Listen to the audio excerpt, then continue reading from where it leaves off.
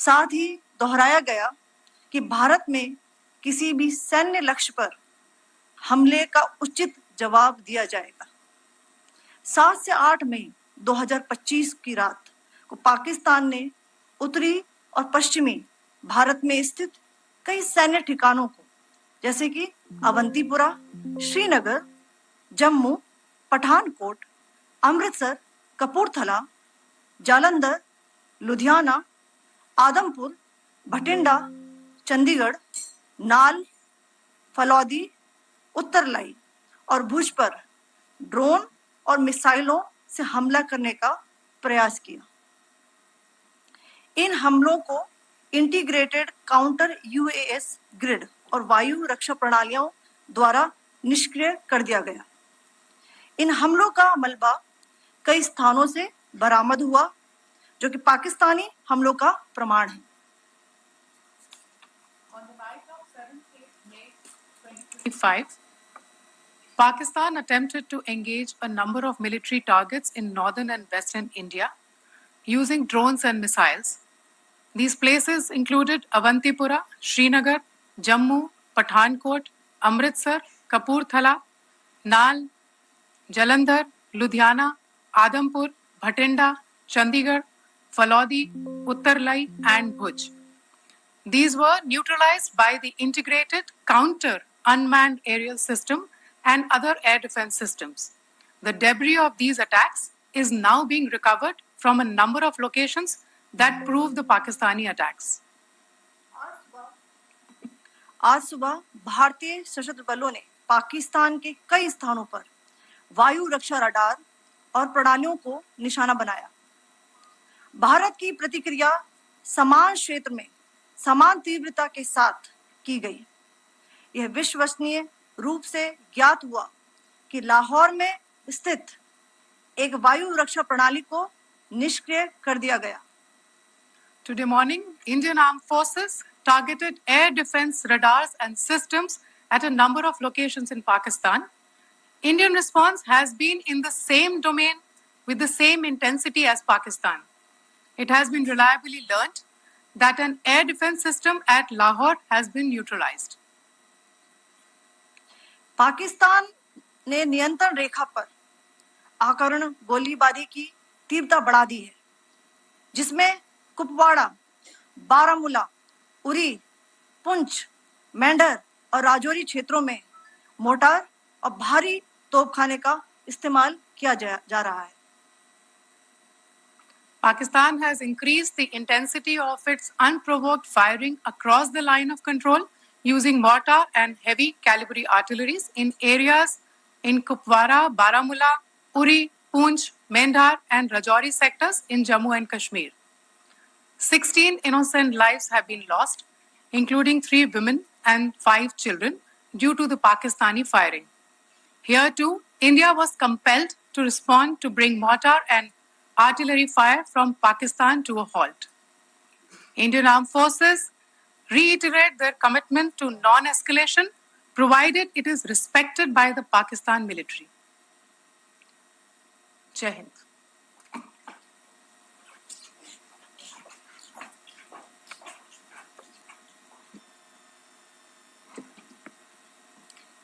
Thank you. Friends, this is, as I said, further to the briefing that was provided yesterday and some of the updates that have been just provided by Colonel Qureshi and Wing Commander Singh. I thought that we would just put some of the aspects related to the events that started on 22nd April with the barbaric terror attack in Pahalgam into further context, because there is a certain amount of commentary that has happened with regard to the events since then. And more than the commentary, there has been a lot of disinformation that has been directed at us from across the border. So a few things that I would like you to keep in mind. First of all, there is mention on all sides of escalation. I think the first point that you have to keep in mind is the attack of 22nd April in Pahalgam is the original escalation. ये जो सिलसिला है जो हम देख रहे हैं आज की घटनाओं को लेके, ये 22 अप्रैल के पहलगाम के हमले से शुरू हुआ है. एस्केलेशन वहां पे हुआ है और उस एस्केलेशन का जवाब भारतीय सेना ने, भारतीय फौज ने कल अपने एक्शन से दिया है. Secondly, I want to invite your attention to the involvement of the group calling itself the Resistance Front in these attacks. I pointed this out yesterday that this is a group that is a known front for the well-known Pakistan-based terrorist organization, Lashkar-e-Taiba. The group has been reported earlier. I mentioned to you about the Indian authorities providing information to the UN 1267 Sanctions Monitoring Committee. In fact, we are going to be meeting with the team again very soon, and we will be providing an update to the information that we have provided earlier. But what is interesting, दिलचस्प बात यह है कि संयुक्त राष्ट्र की सुरक्षा समिति में जब पहलगाम के हमले को लेके एक प्रेस वक्तव्य जारी करने की बात चल रही थी, तो आप सोचिए किस देश ने टीआरएफ का, द रेजिस्टेंस फ्रंट का उसमें मेंशन किया जाना, उसको अपोज किया, पाकिस्तान ने. This was after the fact that the TRF claimed responsibility for this attack not once but twice, within a few hours after the incident on the 22nd of April, and then again on the morning of 23rd April. And it is perhaps only after the full gravity of the incident was realized by its masters and handlers across the border that it was managed to back off from this claim. Obviously, that retraction doesn't convince anybody. तीसरी चीज जो मैं आपसे कहना चाह रहा था, और कर्नल कुरैशी और विंग कमांडर सिंह ने कल भी बड़े स्पष्ट शब्दों में और आज भी आपसे ये बात साझा की है. जो भारतीय रिस्पॉन्स है वो नॉन एस्केलेटरी है, प्रिसाइज है, सटीक है, मेजर्ड है और कंसिडर्ड है.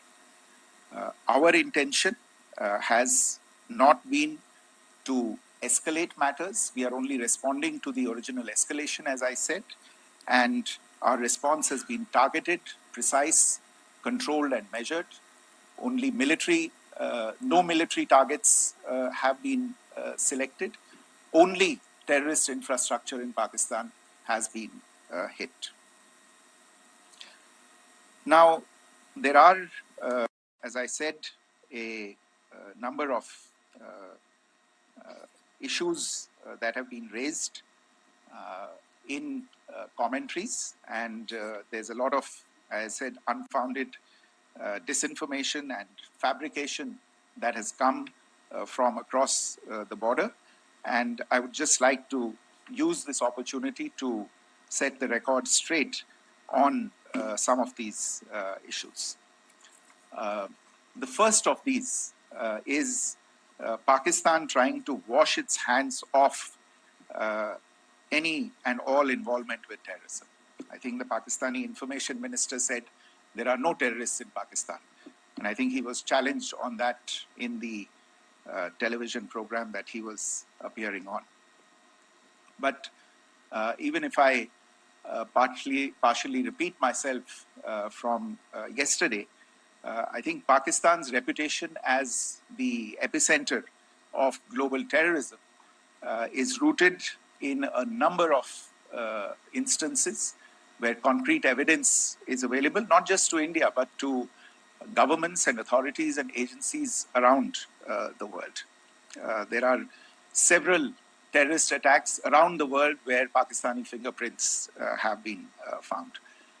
I don't need to belabor the point with regard to this audience about where Osama bin Laden was found and who called him a martyr. Pakistan has also for decades pursued cross-border terrorism into India with impunity. And as I said yesterday also, in order to deliberately mislead the international community, they claimed that the terrorist Sajid Mir was dead. They came under pressure, and Sajid Mir was then brought back to life, arrested, and is now apparently in Pakistani custody. Pakistan is also home to a very large number of UN proscribed as well as UN proscribed terrorists, as well as terrorists proscribed by a number of other governments in the world, including, of course, the Lashkar-e-Taiba and the Jaish-e-Mohammed, as well as their leaders, Masood Azhar and Hafiz Mohammed Saeed. आपने देखा होगा हाल ही में पिछले ही कुछ दिनों में पाकिस्तान के रक्षा मंत्री और उनके पूर्व विदेश मंत्री दोनों ने इस बात को माना है कि पाकिस्तान का ऐसे ग्रुप्स के साथ जो रिश्ता है वो क्या रहा है. Both the defense minister and the former foreign minister of Pakistan, I think they've done a more eloquent job of this than I could ever do in terms of describing their country's implication in international terrorism and their involvement in housing these kinds of groups. दूसरा जो विषय है वो है पाकिस्तान का जो एक दावा है कि एक इंटरनेशनल impartial investigation होना चाहिए, एक joint investigative committee होनी चाहिए. These calls for jointly investigating this heinous and barbaric attack in Pahalgam. Again, I think you know the history well on this. You know the track record well, and it is not a bright track record insofar as Pakistan is concerned. In fact, in the pursuit of justice for the victims of multiple terrorist attacks, whether it be Mumbai in 2008, in Pathankot in 2016, or many others, but in particular for these two attacks, India had offered to cooperate. India provided forensic evidence and urged Pakistan to bring the perpetrators of these attacks to justice. We, in particular with regard to the Mumbai attacks of 2008, where a Pakistani Lashkar-e-Taiba terrorist was captured alive, India provided extensive information and evidence related to the involvement of Pakistani terrorists in this attack. Cases were registered, but you are all aware that these cases have not progressed despite the formation of judicial teams, etc. And Pakistan has consistently stonewalled all efforts to move the investigation along. In fact, with regard to the Pathankot attack as well, a joint investigative team was formed. We gave access, unprecedented access, I should say, to Pakistani team to the site of the attack. Details of call records data and DNA, etc. were shared with Pakistan. We had shared with them details related that we had been able to access to the addresses of terrorists. We presented evidence against the office bearers of Jaish-e-Mohammed who had conspired in the attack and the handlers of the terrorists who facilitated them and guided them in. But there has been no movement on this. So in all of this, I think the experience has not been positive, and it certainly doesn't give us the confidence now to take at face value Pakistani assertions of wishing to participate in a joint investigation. These are just delaying tactics. These are just stonewalling tactics. And in fact, there is reason to believe that Pakistan uses the evidence that we provide only to cover its tracks and, in fact, defend the terrorists who we are looking for and obstruct the path of investigation. A third point that I wanted to address was the claim that only civilians were killed in the strikes on the 7th of May.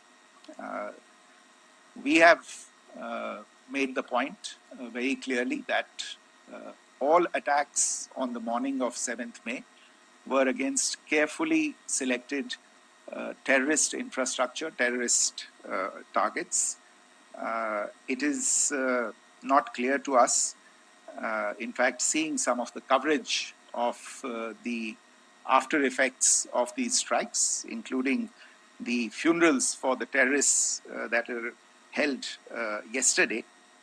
I think a lot of you have seen the reports and the coverage on media. If only civilians, if any civilians were killed in these attacks, I wonder what message this picture actually sends to all of you. This is a question that is worth asking.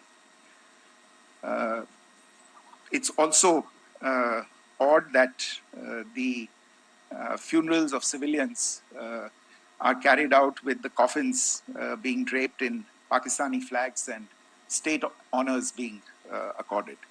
As far as we are concerned, the individuals eliminated at these facilities were terrorists. Giving terrorist state funerals may be a practice in Pakistan. Doesn't seem to make much sense to us. Pakistan has also claimed that India deliberately attacked religious sites. This is completely false again. I have made it clear that the targets were terrorist infrastructure, terrorist facilities, and locations connected clearly with incidents of cross-border terrorism into India. And it is in fact Pakistan that is misusing religious sites as a cover to in fact radicalize, direct and indoctrinate and train terrorists. In fact, contrary to what Pakistan is claiming, yesterday Pakistan launched a targeted attack on the Sikh community in the state of Jammu and Kashmir, hitting Gurdwara in Poonch and the homes of Sikh community members, which came under attack. And we know that at least 3 individuals were killed in that particular attack. Pakistan is also making attempts to, in fact, just to add to this point, the retaliatory action that Pakistan has taken, in fact, is impacting civilians. I showed you the picture of the Gurdwara and the Sikh community members who were killed in this. There are other civilians also who've been killed and injured in these attacks. In fact, since yesterday morning, a total of 16 civilians have been killed and 59 others have been injured in the attacks by Pakistan. Not only this, Pakistan is also making attempts as part of its disinformation campaign to paint our action with regard to cross-border terrorism through the communal angle. If that is the issue, then I think I can do no better than to cite or point you in the direction of the Pakistan Army Chief's speech of 16 April 2025, I think that is the last word in communal rhetoric. And in the Pahalgam attack itself, you are aware of the kind of religious profiling that was done there. And perhaps there is a linkage between these two events. I can only say that these nefarious designs will not be allowed to succeed in India. And it is to be noted that people from all faiths, all religions, all regions in India have unequivocally, not just in India but around the world, have condemned these attacks. The Pakistani claims of now responding to India's strikes of the 7th of May. As I said right at the outset, it is India which is responding. The original escalation was by Pakistan on the 22nd of April. We are the ones who are responding to that escalation with the action that was taken yesterday morning. And again, I would like to emphasize that the action was restrained. It was directed towards non-civilian, non-military targets and confined to terrorist camps. And again, as we have been saying since yesterday, any further action by Pakistan, some of which we are seeing today, is nothing but escalation by Pakistan now, once again, and will be responded to and is being responded to appropriately. One point that I wanted to also address was the allegations to the targeting of a dam, the Neelam Jhelum project in Pakistan-occupied Kashmir.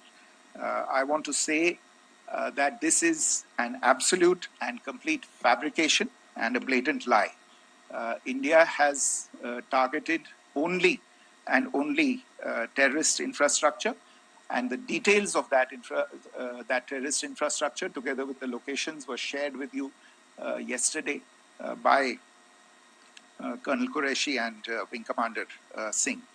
I should note that if this kind of a claim is a pretext for targeting Indian infrastructure of a similar nature, Pakistan will be entirely responsible for the consequences that will undoubtedly follow. Finally, I want to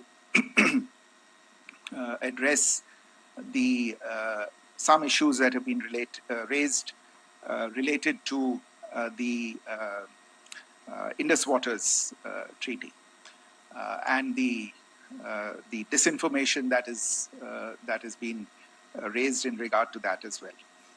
The fact is that there have been fundamental changes in the circumstances in which the Indus Waters Treaty was concluded, and they call for a reassessment of the obligations under the treaty.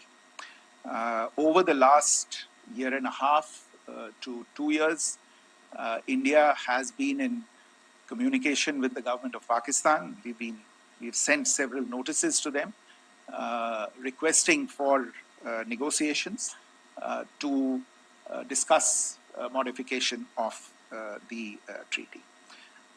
India has for 6+ decades now honored the treaty, even during periods when Pakistan imposed multiple wars on us, and even when relations were adversarial.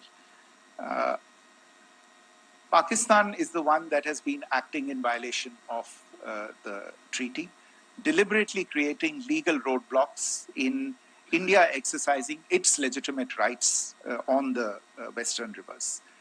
Any projects that India sought to build on the Eastern rivers, and even on the Western rivers, which we are allowed to by the treaty, were always challenged by Pakistan, thereby hampering our rights to utilize our legitimate waters under the treaty. In fact, if you see the preamble of the treaty itself states that the treaty was concluded in a spirit of goodwill and friendship. Mark those words, concluded in a spirit of goodwill and friendship. ये भारत का धैर्य और भारत की सहनशीलता है जो 65 साल से हम इतनी प्रोवोकेशन के बावजूद इस ट्रीटी को निभा रहे हैं. However, as has been made clear earlier as well, Pakistan has not responded to our request to enter into negotiations for a reassessment of the obligations under the treaty. A number of conditions have changed. This is a treaty that was based on the engineering techniques of the 50s and the 60s. We are living through the first quarter of the 21st century. Technological changes and technological advancements have to be taken into account. There are demographic changes. There are climate changes that have taken place. There is the imperative of clean energy. And of course, the terrorism that Pakistan has wreaked in the state of Jammu and Kashmir itself has hampered India's ability to exercise its rights under the treaty. Pakistan's persistent refusal to respond to our requests to enter into government-to-government negotiations on the modification of the treaty is, in a sense, itself a violation of the treaty. And therefore, India has taken the step of putting the treaty in abeyance until Pakistan abjures irrevocably its support for cross-border terrorism. Maybe I'll stop there. I mentioned earlier yesterday as well that this is an evolving situation. I would therefore ask all of you to be considerate and restrained. It will not be possible for us or my colleagues from the armed forces to share operational details at this point in time. Beyond that, if you have any questions, may I have time for only a few, and I'll try to answer those questions. Okay, I give the floor to Rishabh. One Secretary, good evening. This is Rishabh from Times Now. I just wanted to understand, as per the press release that has been released earlier today, it says that we have successfully hit at the air defense of Lahore. Does it give our forces a better chances if in case of further escalation? And are there other air defense places as well at strategic location that were targeted? Rishabh, you are violating the first rule that I set out at the end of my remarks. The press release that has been issued by the Ministry of Defense today speaks for itself. It is related to operational matters. It's been released by the Ministry of Defense. As more information becomes available, it will be released at the appropriate time. Once again, please don't go into operational details at this point in time because this is a constantly evolving situation. Yeah, go ahead. Foreign Secretary Smita Sharma, just wanted to ask, the Pakistani Minister Ishaq Dar in an interview has claimed that the national security advisors of India and Pakistan have spoken to each other, if you could confirm or deny, and is complete severance of diplomatic ties with Pakistan also on the table? I have no information with regard to contacts between the two national security advisors. Insofar as diplomatic relations are concerned, you've seen the steps that were announced in response to the following the meeting of the Cabinet Committee on Security on the 23rd of April. There are no further steps that are under consideration at this moment in time. Here, go ahead. Foreign secretary, मेरा नाम मनीष है, मैं TV9 Bharatvarsh से हूं और आपने खुद ही बताया कि कितना मिस इन्फॉर्मेशन क्रॉस बॉर्डर से आ रहा है, बल्कि ऐसा लग रहा है जैसे पाकिस्तान के प्राइम मिनिस्टर और डिफेंस मिनिस्टर तक भी प्रोपेगेंडा करने में मिस इन्फॉर्मेशन में आ गए हैं। वो कई बार तो ये तक दावा करते हैं कि हम 3 राफेल हमने गिरा दिया, इतने हमने मिग गिरा दिए, और जब उनसे पूछा जाता है तो वो कहते हैं कि सोशल मीडिया में हमने ये सब चीज़ें देखी थी। तो अगर आधिकारिक तौर पर अगर आप कुछ कह सकें इस पर, ताकि उन्हें भी समझ में आए कि इस तरह के प्रोपेगेंडा नहीं चलने वाला है। देखिए, जब सही समय होगा तो आधिकारिक तौर पे इसके बारे में सूचना दी जाएगी। लेकिन जो आपका प्रश्न है कि प्रधानमंत्री और उप प्रधानमंत्री और विदेश मंत्री, उनके रक्षा मंत्री इस तरह की बातें कर रहे हैं, तो इसमें अचरज की कोई बात नहीं है। आखिरकार ये एक देश है जिसने अपना इसका जन्म लेते ही झूठ शुरू हो गया था। 1947 में जब पाकिस्तानी फौज ने जम्मू कश्मीर पे दावा बोला, तो उन्होंने किसी ऐसे वैसे व्यक्ति से नहीं, संयुक्त राष्ट्र से झूठ बोला कि हमारा कोई लेना देना नहीं है इससे। ये लोग जो गए हैं वो तो कबायली हैं। वो तो जब हमारी फौज वहां पे पहुंची और UN के लोग, संयुक्त राष्ट्र के लोग खुद वहां पे पहुंचे, उन्होंने देखा कि वहां तो पाकिस्तानी फौज घुसपैठ करके आ गई है, उसके बाद पाकिस्तान को मुंह की देखनी पड़ी और उनको मानना पड़ा कि हाँ, उनकी फौज वहां पे कुछ समय से पड़ी हुई है। तो ये जो यात्रा है एक तरह से 75 साल पहले शुरू हो चुकी है। तो I am not surprise that this kind of disinformation is being indulged in. Yeah. Siddhant. Sir, Siddhant from Beyond. Sir, we have seen a lot of negative comments coming from the Pakistani military of escalation.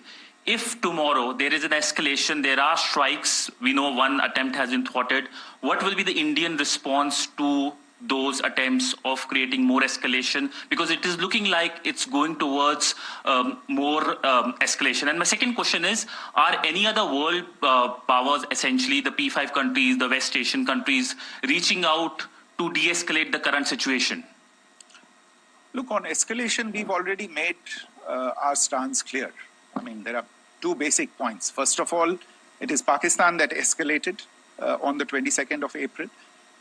We are only responding to that escalation. And then what we have said yesterday and what my colleagues have said today, that now if there is an attempt at further escalation by Pakistan, it will be responded to in an appropriate domain. And therefore, the choice is entirely that of Pakistan to make. As to your second question, I don't think I can do better than to point you in the direction of the statements that are being made from practically every chancellery in the world and the sentiment that they are carrying. That sentiment essentially, and for the major portion, is support for the government of India in the context of the condemnation of the terrorist attack in Pahalgam on the 22nd of April. There is wide recognition of the government of India's right to respond to these attacks in self-defense, and of course a desire to ensure that there is not further escalation. I think these statements speak for themselves. Yeah. Sir, this is Mausami from India Today. Now, in the all-party meeting, we have learned that the defense minister has said that, in the operations in Sindoor, almost 100 terrorists were killed. Would we have any details about what is the number like, and also about if there were any big faces, masterminds, terrorist masterminds who were in fact killed? There is also a report that Masood Azhar's family's 10 members have been killed, and Rauf Asghar, who was actually the mastermind of Pulwama, he's also been badly, severely injured. I don't have information at this point in time to share with you on these issues. But as I said, I think, there is so much information out there on television, in the news media, in social media, that it sometimes looks like a long time has passed since this. Please understand that slightly over 36 hours only have passed since this operation was undertaken. Let's have some patience. Information will come out. It will be shared in due time. Shruti. Thank you, Foreign Secretary. Shruti Ranjan from Bloomberg. Sir, could you give us any understanding whether India has moved the IMF or the World Bank to kind of, sensitize them about the the bailout that Pakistan has and, the kind of stuff that the Pakistan government is doing? Look, we have an executive director at the IMF. Tomorrow there is a meeting of the board of the IMF, and I'm sure that our executive director will put forward India's position. The decisions of the board are a different matter. You know the process through which they are made.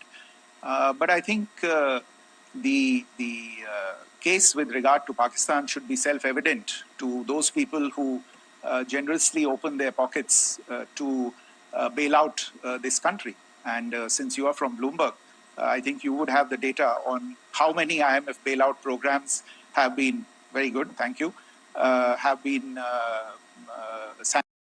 sanctioned in the space of the last 3 decades. And I think you would also have an idea of how many of those programs have actually reached successful conclusion.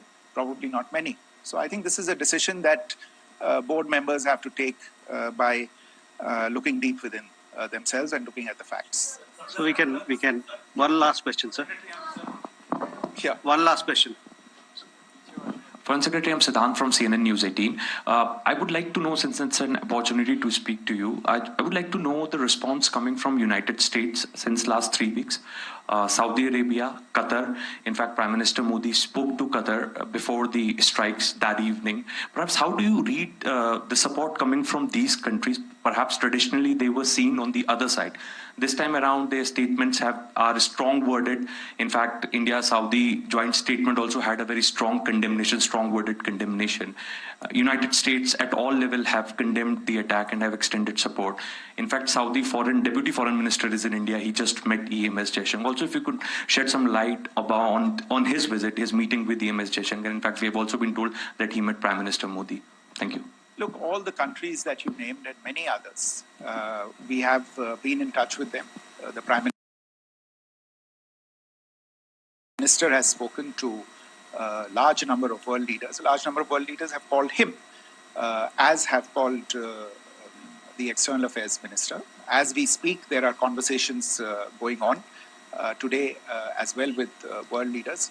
And your assessment or conclusion of the general tenor of these messages is very much on point. And I think this is a recognition of the fact, firstly, of the barbaric nature, the unprecedented nature and character and features of the attack in Pahalgam, and a recognition of India's right to respond to this, and also a recognition of the fact that in responding,